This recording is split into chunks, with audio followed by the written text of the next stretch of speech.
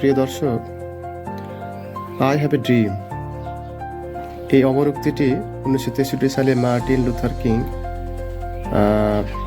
Washington ডিসিতে কৃষ্ণাঙ্গদের অধিকার আদায়ের লক্ষ্যে তিনি এই উক্তিটি দিয়ে সারা পৃথিবীতেই জনপ্রিয়তা অর্জন করেছিলেন। আসলে এই উক্তিটার অর্থ দিয়ে সারা পৃথিবীতে এত জনপ্রিয়তা হলেন কেন? এর একটা নিহিতার্থ অর্থ রয়েছে। আমরা কিন্তু সবাই জানি, বাংলাদেশের যত স্টুডেন্ট পড়াশোনা করি, অন্তত চাকরি জগতে সবাই কিন্তু এই বিখ্যাত উক্তিটির সাথে পরিচিত। এটা দিয়ে আসলে উনি যেটা বুঝেছিলেন, সেটা আমার মতে আমি যতটুকু বুঝেছি, আই হ্যাভ এ ড্রিম বলতে অর্থাৎ আমার একটা স্বপ্ন আছে। তো এই স্বপ্ন আছে,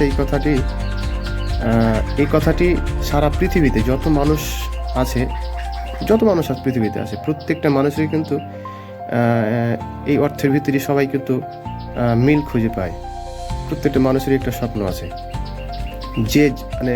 যে পেশায় থাকুক, যে কর্মে থাকুক, ওই ব্যক্তির প্রতি একটি স্বপ্ন থাকে। অর্থাৎ তার জীবনে আলটিমেট যখন বড় হবে, হয়তো সে স্বপ্ন দেখে বলতে যে হয়তো আমি এই কাজটা করতে চাই, বা এরকম একটা জায়গায় যেতে চাই, বা কেউ অর্থাৎ স্বপ্ন যেটা বাস্তবায়ন হয়নি এখনো, কিন্তু ভবিষ্যতে হবে, এরকম কথা। তো তিনি এই কথা বলেই আসলে সারা পৃথিবীর অন্তত এই দিকটাকেই লক্ষ্য করছিলেন, অর্থাৎ প্রতিফলিত করেছিলেন যে সারা পৃথিবীতে প্রত্যেকটা মানুষই কিন্তু স্বপ্ন দেখে। আমি দেখি, আপনি দেখেন, এবং এটা সারা পৃথিবী এটা হতে থাকবে যতদিন আমরা বেঁচে থাকবো।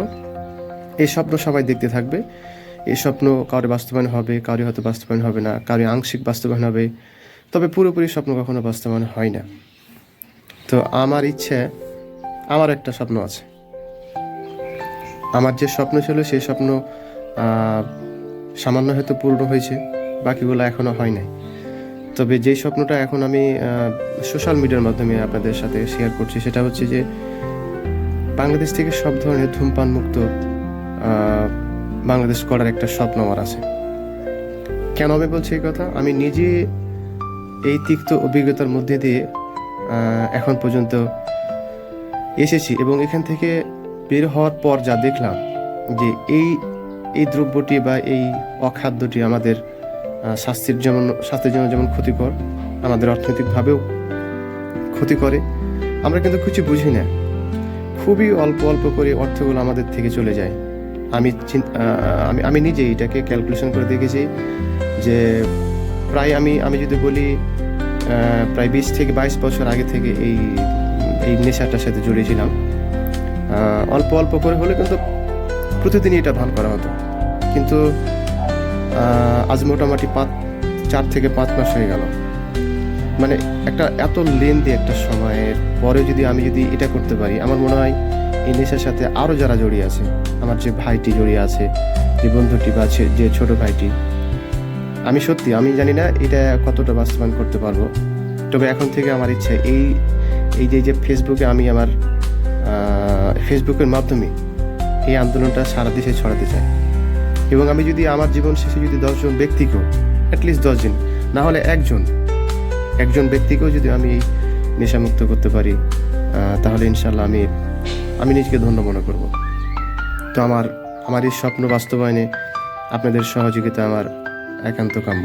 কারণ এই নেশা, আরেকটু বলতে হয়, এই নেশা বাংলাদেশ না, সারা পৃথিবীতেই যেভাবে হচ্ছে, এবং এর সাইড ইফেক্ট হিসেবে যে হৃদরোগের ব্যাপারটি বলছি আমরা, এটা অত্যাধিক পরিমাণে বেড়ে গেছে। আমাদের তরুণদের ভিতরে এই রোগটা এত মাত্রা বেড়েছে, আপনি পরিসংখ্যান দেখলে এটা বুঝতে পারবেন সহজে।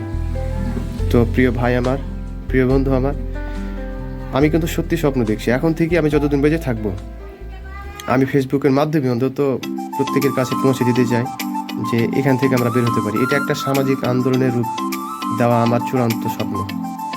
তো সর্বশেষে বলবো, দেশটা আমার, আপনার সবার। এই দেশটাকে বাঁচাতে হলে, বা এই তরুণদেরকে বাঁচাতে হলে, এই অন্তত একটা ভালো কিছু করার একটা ইচ্ছা আমি দেখছি, এবং এটা বাস্তবায়নে অবশ্যই আপনাদের সহযোগিতা আমার অবশ্যই লাগবে ইনশাল্লাহ।